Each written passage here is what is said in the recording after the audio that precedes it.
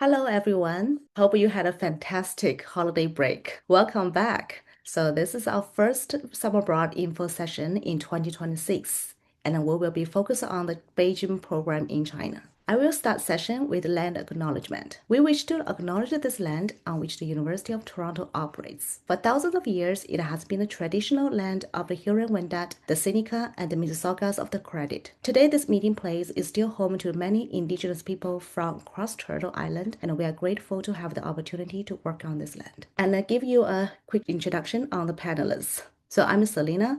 I'm the Summer Abroad Program Manager, and I will be overseeing the Beijing program in 2026. I'm very happy that the two professors, Professor Wei Guozhang and Professor Ted Zhang, who has been teaching this course for about 9 to 10 years, and then they are joining us today to talk about this course. And we also have a special guest, and Zichen Xu. He participated in 2025 summer in Beijing program, and he would love to share with you about his experience in Beijing. And I will give you an overview of the summer abroad program, and then we'll give you an introduction to the Beijing program and also CUEB, which is our host in Beijing, Capital University of Economics and Business. And then I will invite professors to speak about the field trips and also the course details, and they will also speak about assignments and etc. And then I will invite Zichen and to speak about the student experience and about his experience in Beijing. He also will share with you some photos that he has taken in Beijing as well, which will be very visual for you to understand about the student experience in Beijing, China. And later I will speak about the application process and how to apply. As we already started our application is currently open, and you can start to see the application process online. But I will speak a bit more about the application process and also the financial aid. And later we will open a session for Q&A. So our Summer Abroad program has been around for over 50 years. I started with our first program in Siena, Italy in 1972. And so one of the biggest features of Summer Abroad is that you are going to earn a full year U of T credit course in 3 to 4 weeks during summer. So it does not conflict with your academic year in U of T. So you can still take a credit while you are in another country. So usually our courses are designed to tailor to the location. For example, you are going to learn about the Chinese society in China, right? You are going to learn a cultural course like in Italy or in England. So all the course content and the field trips are designed to give you an immersive experience in the local country. All the courses are taught by U of T faculty except for language courses. So for example, for Beijing program, two professors are both from U of T. So they will be like Professor Wei Guozhang will be traveled to Beijing and to teach. For some language courses, and we offer language courses in German and also in German and Portugal, Spain. And for those courses, they are taught by the local faculty. We also have on-site support for our summer abroad programs. So when you travel to another country, you may run into some issues due to cultural differences, or if you get sick. So we have one on-site staff for each course and to support you during the program. So if you have any questions, and you always have someone there to support you. And also the on-site staff, you just speak the local language. So our Summer Abroad program is a 4-week course. Most courses are 4 weeks, and that means it's going to be very intensive. So this experience can really help you to become a global citizen. You are traveling to different country to learn about the culture firsthand. There are a lot of presentations and also group assignments during Summer Abroad courses. So this is a great opportunity for you to work together with other students. This can really boost your self-confidence while you do your presentations, while you have your independence in another country, and it strengthens your adaptability as well. Many students told us that after Summer Abroad, they have lifelong friends, like from the Summer Abroad experience. You are staying with your friends or classmates and for 4 weeks, and where you do group presentation. We do all the things together in such short time. And so it's a great opportunity for you to really know each other and to build your relationship. And the best thing is that after you come back and you're still connected, because I would say 98% of students are U of T students. We do receive visiting students for some programs, but most students are from U of T, and you are still get connected after you're coming back. Okay, now we go to the Beijing program. So Beijing program, we have been running for the past 8 years. There was 1 year, 2 years, we run it in Singapore due to the visa issue in China. So we are very happy that last year was the first time that we went back to Beijing after pandemic. This year we will be hosted in Beijing as well. And since we always draw a lot of interest for this program, so we would like to host 2 sessions in 2026. So the section 1 is starting from May 2nd to May 29th, and section 2 will start from May 16th to June 12th. Both sessions would be the same format. Okay, both sessions are taught by Professor Wei Guozhang and Professor Ted Zhang. Both sessions will have the same field trips and also have the same course content as well. But I will invite them to speak a bit more about the course details for the 2 sessions. So for students who are really interested in Chinese politics, economy, culture, and you really want to learn from different perspectives, this course will be a great fit for you. Beijing is a very well-known city, and it's the capital of China. It's the second largest city in China. Beijing do have a lot of tourists in Beijing during summer, so that's why we choose the May and June. Hopefully the city was not as crowded at that time, and it's the political, educational, and cultural center of the country. So lots of historical sites and important government and cultural institutions. You can see like I have the Beijing rail transit lines photo here. You can see how many lines they have for you to navigate a city, which is very convenient for you to navigate the city and to travel to different locations to visit the historical sites. Beijing is also the host of the 2008 Summer Olympics and 2022 Winter Olympics as well, and has highly developed transportation network, which can help you to really travel around and to get to know the city well. The Capital University of Economic and Business, and this is our host university in China. We have been working with them for a very long time. The COEB, I would say they are very good partner. They always accommodate our students and treat our students very well. And the students they have 3 campuses, but our students will stay in the original campus called Hongmiao campus. We like this campus as it's located in the center of Beijing, in the center of the CBD district, which is the home to the School of International Education. And also is a very busy area. Students are easy to go around and to find the best vibe in Beijing. So the campus is very close to the Central Business District. It's also called CBD. Very close to the train station and very close to many subway stations. It's a very good location for students, especially who are first time in Beijing, China. Okay, now I would like to invite Professor Wei Guozhang and Professor Ted Zhang to speak about the course. Happy New Year to you all. And I'm very excited talking about the lectures that I'm so fascinated in and have been teaching with Ted for so many years. You might have read the information from the website. I will just want to quickly mention some more features of the program, which is very different from the lectures that we usually do on campus. So this program involves a lot of field trips since we are there, inviting the local scholars to discuss about various issues related to contemporary Chinese society. The course is laid out that we start with some of the macro policy context, including Mao's China, and then move to market reforms initiated by Deng Xiaoping. And all the impacts by the macro policies, every aspect of social life, including the population issues, environmental issues, the economy, inequality, and also family, marriage, and some of the social issues, including the aging, health, education, many of the issues that you can think of. So what is interesting for us, what I like is the field trips. Last year we visited a nursing home, Taikang, and the other one is a Hyundai manufacturer firm. And this year we'll continue to see the Taikang, and we are thinking about visiting Xiaomi, a high-tech enterprise in Beijing. In addition, we will have some local scholars, from Peking University, from People's University to give us some of the lectures that I have mentioned. In addition, we have some of the activities regarding discussion of education, say, for example, with local students, and also talk about the village transformation with the villagers that come to Beijing to discuss livelihood and daily lives.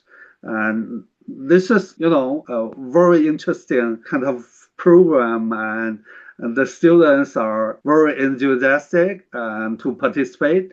And we have a lot of, extracurricular activities, and the students can get along, go to the coffee bars, visit the museum, some of the exhibitions in Beijing, which is really a kind of idea for all of us that we learn not only within the classroom, but also beyond the classroom. We say it's better to see by your own eyes to understand contemporary China rather than listening to us, or sometimes watch some videos, say for example at the URT on campus.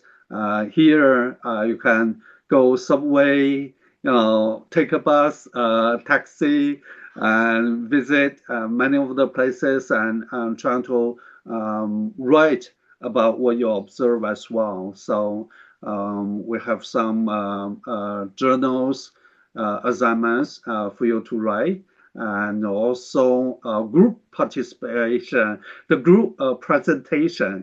That is a very exciting kind of learning process among the students.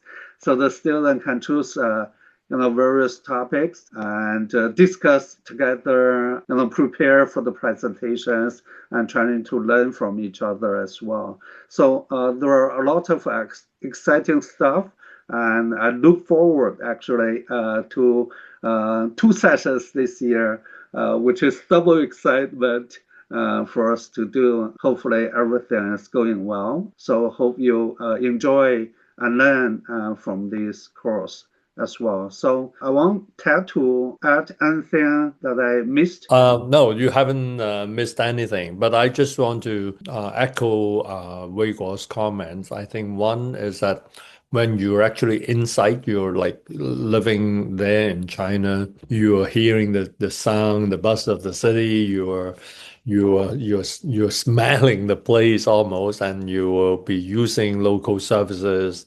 This immersion into the actual context, just want to emphasize, because I'm not able to be there physically. I actually miss like those direct immersion experience in China. I'll explain to you later why I won't be able to go to China. That is also part of the geopolitical reality we live in. I think I just want to echo Wei Guo's comment. Like the program has been really well received by students, and this is why we have two sections this year, because there are like more students showing interest and as we did this two section arrangement before in Singapore, we had some issues and hiccups, and I hope this time around with revised arrangement, it will work out better for everyone.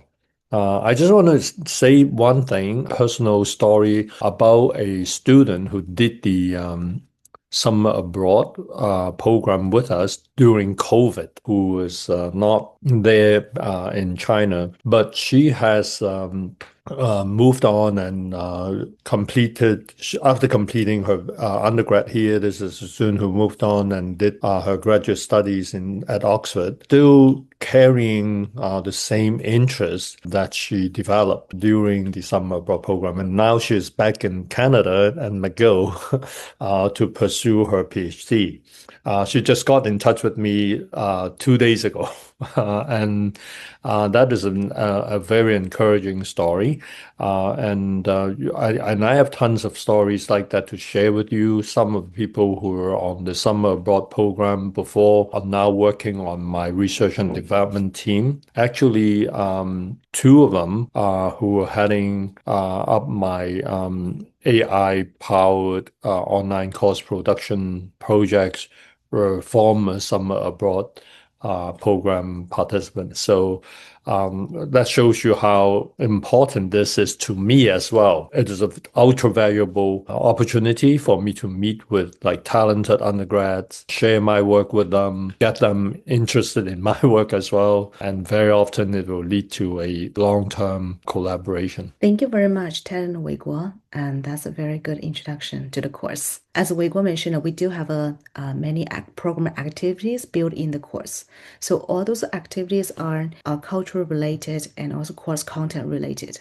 We have a welcome dinner and farewell dinner, and we will invite guest lecturers. And for Beijing program, we do have a lot of guest lecturers. Usually it's about 6 to 9. So they will share with you about different perspectives for Chinese community. Discussion, we will also have a discussion with the important topics with the local students in CUEB. So usually we will work with one school in CUEB and to arrange a discussion session. So Wei Guo will be facilitating the session. I also have a visit to the Great Wall. I think later Zicheng will share about that experience as well. And a visit to Xiaomi and all other companies, as what Wei Guo mentioned earlier. So last year, in the past years, we also visited Hyundai, but this year we would like to try a high-tech company, Xiaomi. But we are still like arranging the field trip, haven't confirmed yet. So it may be other companies. We will have that information confirmed later this year. We also had a visit to Taikang community last year. Many students said it was a highlight of field trip. Hopefully we will arrange this field trip again this year. Here are some photos and for the program activities. Usually when you arrive, we will have a campus tour,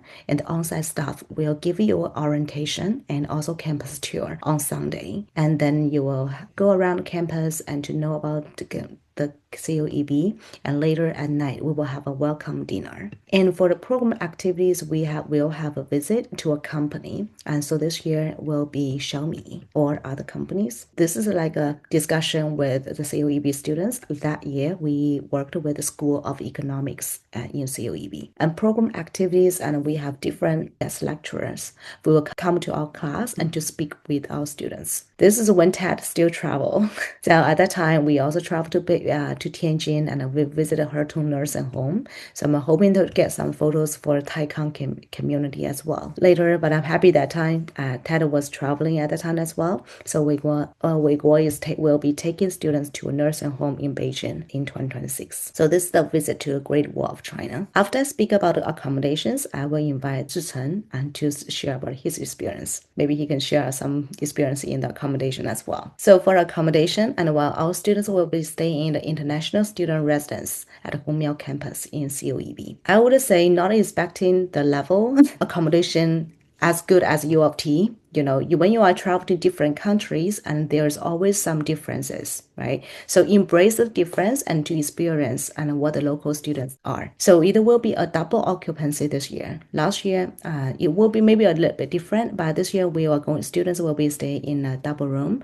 So you are going to share your room with another student, and it will provide Wi-Fi and air conditioning in the accommodation. So each floor has kitchen and living room with television and also common areas. And there are many dining halls in COEB, so that if you would like to, you can actually really travel to go to different dining halls and to try different dishes, which would be, you have a lot of options. And they also offer meal plan. If you like meal plan, yeah, you can consider. But if not, maybe you would like to try other dishes, or try some restaurants and in Beijing. That definitely would be a good option as well. For meals, I would say probably you need to budget about $500 for meals. But if you want to try, you will go out more and you eat more outside, you may need to budget more. Okay, now I would like to invite Zichen to share about your experience and in Beijing program last summer. So, hi everyone. Thanks for having me. My name is Zichen, and I joined the Summer Abroad Beijing program last summer, so 2025. I'm really happy to be back and share a quick student perspective. I'll start with academics. So there are actually two parts I want to share: lectures and assignments. Lecture actually ran on weekdays for about 3 hours per day, but they're more like interactive, as Professor Wei Guo had mentioned. Also, we're pretty much like free after the 3 hour lecture every day.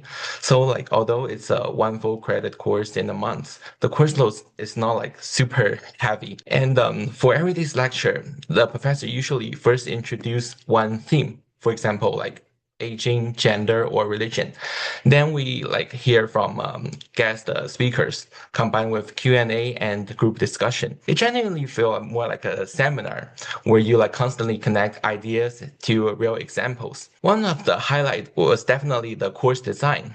Like if you were to look at the whole curriculum, the months follow a very clear historical thread where we, first start with like land reform in the late 40s and gradually move into the economic transition in the 90s and the 70s and 80s, and then apply the background to understand issues China faces today. So the topics basically kind of build on each other, and it always make you have a feeling like, oh, that makes sense now. So another highlight would definitely be the guest speakers, as the professors mentioned, and the community voice.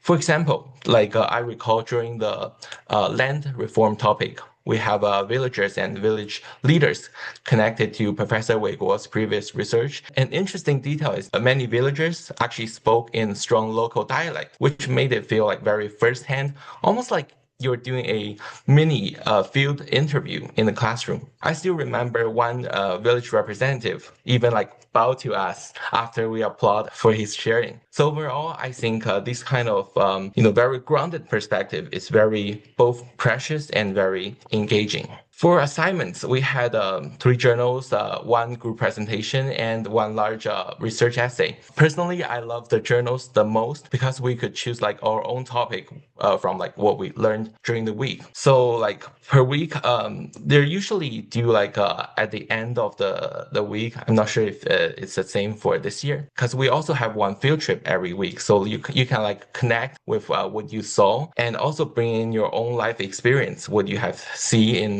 Beijing. So I believe that's also a way to get better marks.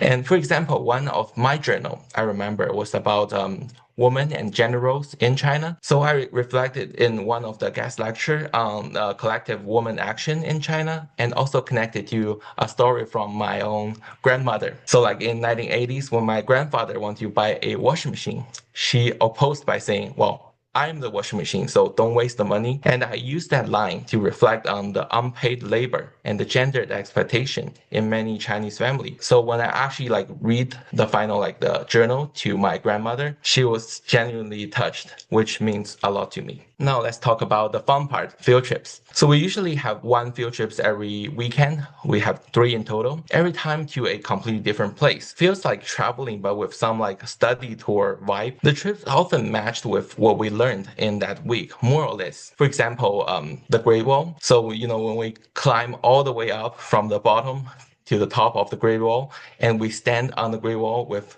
sweat and gaze into the endless mountains and land. The discussions about, land, territory, and the history feels more concrete at that very moment. And after learning about, aging and social policy, we visited the Taikang Senior Residence, which gives us a new picture of what elder care can look in China today. So because journals are often, due after trips, as I mentioned, it creates a nice learning loop of a lecture, field trip, and then journal. Finally, about life in Beijing. So what I truly love about the Summer Abroad program is that it offers a lot of cultural immersion, both formal and informal. I recall having 2 memorable coffee chats, one with Professor Ted and then another one with a Chinese professor, Professor You. The second one took place near Ditan Park. where we discuss a famous Chinese writer Shi Tiesheng's book, Me and Ditan, and naturally moved into broader conversation about literature and life. It feels very reflective and very Beijing. Another highlight was the residence itself. The residence feels very safe and supportive, which made the daily life very simple and stress-free. As you can see, quiet study space, small lunchroom, and a social lunch. And what surprised me the most is that the residence building is actually itself is a international students apartment. So you have like students from different countries live there, and when you kind of like socialize with people and exchange with people all over the world. Outside the scheduled activities and the class, you still have like plenty of time to explore Beijing. So in my case, my classmate and me visited places like Temple of Heaven, the Forbidden City, the National Museum, and the city itself becomes a part of the learning. Overall, I highly recommend the program if you are curious about other culture, enjoying meeting people, and want to understand China in a deeper, more real way. Just as one of the slogan of the program, 百闻不如一见, to see once is better than to hear 100 times. So it's one of those experience that gives you both memory and growth at the same time. That's all of my sharing, and good luck with your applications. Feel free to ask me any questions afterwards. Thank you very much. Thank you very much, Zichen, for sharing that experience. It was great. I like how you linked the field trips and with the course content. I think that's Wei Guo and Ted must be very happy to hear. Like he really gets it, eh? Yeah, yeah. That's how the course was designed. And also, I'm glad you also had a time to explore Beijing as well. It's really like a nice city and rich of historical sites and culture. Now we come to the application process. So for who are eligible to apply, for UOT students, if you would like to apply for some abroad programs, you must be in a good academic standing. That means if you complete one or more courses, you must have a CGPA of 1.75 at the time of application. So we accepted first-year students because at that time you may not have a final grades and you can still apply, okay, for first-year students. For U of T students in a professional faculty or graduate program, like alumni and non-degree students, they are all eligible to apply. If you have friends who are from different North American universities, you can also invite them to apply for some abroad programs as well. If they are interested in other some abroad programs, we all accept them, okay? So this is a eligibility criteria for all the summer abroad programs. But that being said, priority will be given to U of T students. So when you go to our website, this is a Summer Abroad website, and you can go to login up to application. So to start your application process. So after you log in and you need to create an account for yourself, then you log in and to choose the program you want to apply. And so you can see the application and then you can follow the application and then apply. You can also add the apply button, which is on the website as well. So one thing I want to mention is that when you apply your application, when you complete all the sections, then you make your payment. Remember to come back to your application and to submit, to click the submit button. So every year we have students forgot to submit. If you didn't submit your application will be considered as incomplete, even though you paid the application fee. Okay, so remember to come back and to submit the application after you paid. And after you paid, you will go to the video assessment as well. So we will send you a video assessment link, which is a Kira Talent video link. So you will go to the video assessment link and to do a video assessment there. In the video assessment, we have 3 questions for you to answer. So usually that related to your adaptability in another country. Imagine some like situations you may be encountered in some abroad programs. You know, we just want to learn more about you, about your adaptability in another culture, another course, and give you some content for you to understand like when you go to different country to study a course, there will be some cultural differences you may need to consider. And that's a process you also need to complete before application deadline. If you apply to the program, it's better to apply before deadline because you need to allow some time for you to get the link and then do the video assessment. So application are currently open and the deadline is Wednesday, February 4th at 4 p.m. And you will need to pay the 210 application fee, which is non-refundable. This year we had made one change is that students can select a second choice location in your application. What that means is that, for example, for Beijing program, and when you we have 2 sessions and you could choose one session. If you were not admitted to the Beijing program and you can consider to choose a second choice location, for example, example, Shanghai or like England, Italy, or like Spain in your application. For example, in Spain program, you're still missing students, and we will look at the application who choose the Spain as a second choice location. That being said, be careful when you choose the second choice location, because for some locations are very popular. For example, Shanghai. If that location we already had enough eligible students, we already selected the students in that location, that means your second choice location will not be considered because we do not have availability in that location. So, but that's something for you to think and consider when you apply, and also like think about like whether there are any other countries you would like to go as well. When we assess your application, we will look at your academic record over the last 12 months, and also we'll look at the relevance of the course to your program of study, and also your personal statement. The personal statement, we only have 2 questions for you to answer. So we would like to know like why you selected this course and how this course help with your academic and personal goals. And then later is the video assessment, as I mentioned earlier. So we have 3 questions in the video assessment and 1 written question. One thing I want to mention here, which is also very important, is that do not use AI in application, because that means you are not using the ChatGPT or some other AI tools and to help you to polish your personal statement, and also not using them to write your personal statement, because when we tell that it looks like AI in your application, and your application will be considered as disqualified. So that applies to both your personal statement and also your written application, and also for the video assessment as well. Don't worry about your video assessment, just be yourself. I really encourage you to be yourself and to face the camera and to speak about answer to the question, and so that's good. Don't worry about too much. So the admission decisions will be sent out by mid-February, and the Beijing program usually in the second week of February, we will send out the admission notification. So remember to frequently check your email whether you got admitted to the program, because if you were admitted, then we will give you that 1 week to confirm your participation. And if you decided you would like to join us, and then you need to pay the non-refundable $1,000 deposit to join us. And remaining fees are due in April, so you really need to budget early. You will be fully participating in the summer abroad program. Here are the cost of the summer abroad programs. This is the cost for Beijing program. Only difference between international students and domestic students is the course fee. The application fee is the same, and course fee, there is a $1,000 difference and between the course fee for international students and domestic students. Field trip fee, including all the field trips, and because, for example, for your field trip to Great Wall of China and to the Hyundai or Xiaomi, we will arrange the bus transportation will be covered. So all will be covered and in the field trip fees. And accommodation is based on double occupancy in the international student residence in COEB. This fee is paid to U of T Summer Abroad. You are going to pay this fee to our Summer Abroad portal that after you log in application. So that's the fee you pay. Here is additional costs. Additional cost like U of T incidental fee. After you are admitted to the program, and we will add your course to your Acorn. Okay, so after the course is added to Acorn, you can start to pay your incidental fee in Acorn. Additional cost is something you need to consider.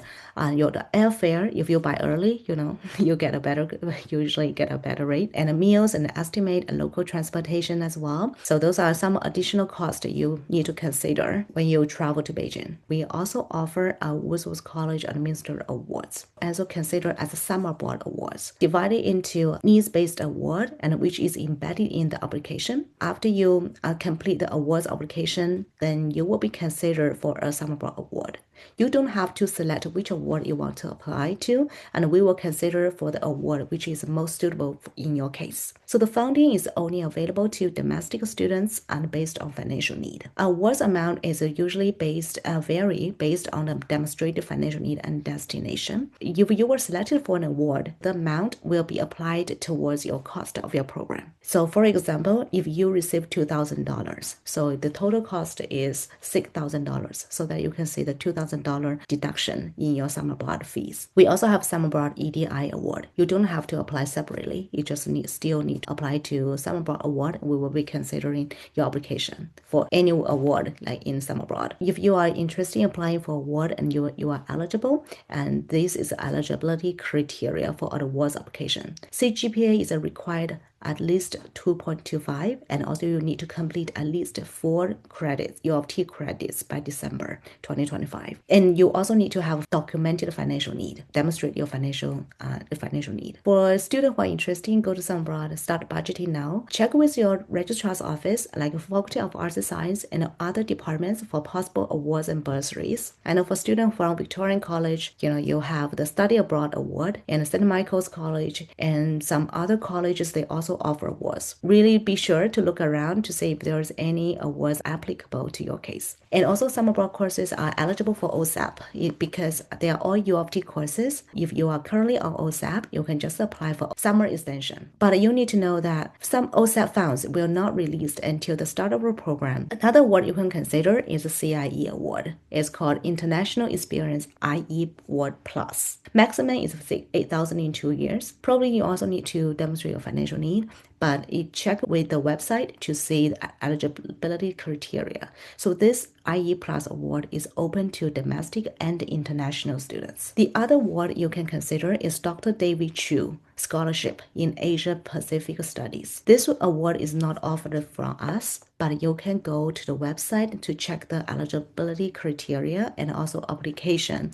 and how to apply.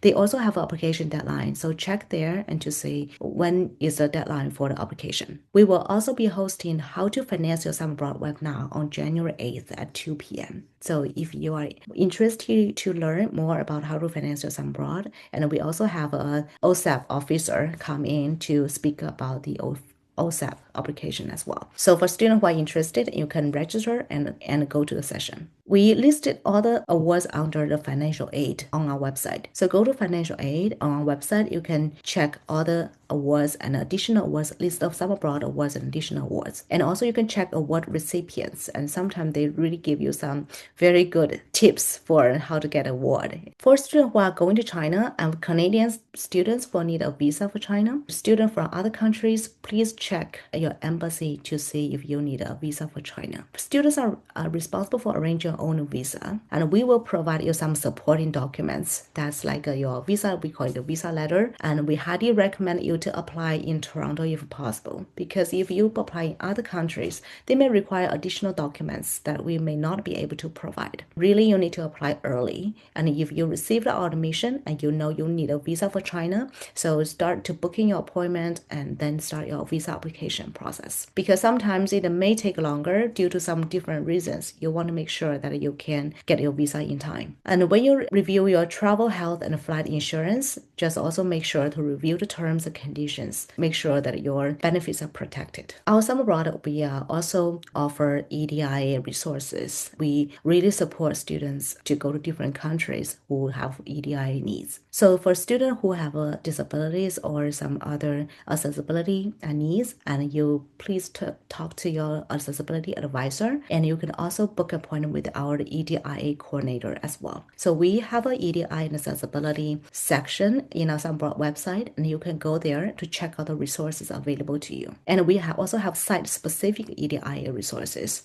So different countries, they have a different level of inclusivity and acceptance. You really need to go there and check. We have site-specific EDI resources, including China. So you can go there to check about the resources that we provide. If you have any questions, please feel free to book an appointment and with our EDIA program coordinator called Sherry Xu, and she will speak with you to address any concerns you may have. So for students who need accessibility abroad, if you need accommodations, you will need to register with our campus accessibility services office, and so that accommodation plan can be put in place. Okay? So if you were not registered with the accessibility services office and you have academic accommodation needs, and we will not be able to help you. So make sure that you plan that early. So this is the EDIA award, and you can go there. We have 4 awards, $5,000 each. If you receive an award from Summer Abroad, you will know whether it's an EDI award. It will be there, but we will need to go through different process, and then we will decide who are the recipients of the EDI award. So this is a 2026 timeline. And you can see starting from early December, and our application is open. And also for students who are interested in Beijing program, and you can book a virtual appointment with us to speak with one of our advisors and to address your concerns. That would be the end of the info session for Beijing program. Thank you very much for joining us for the session, and we really hope to see your application. Thank you.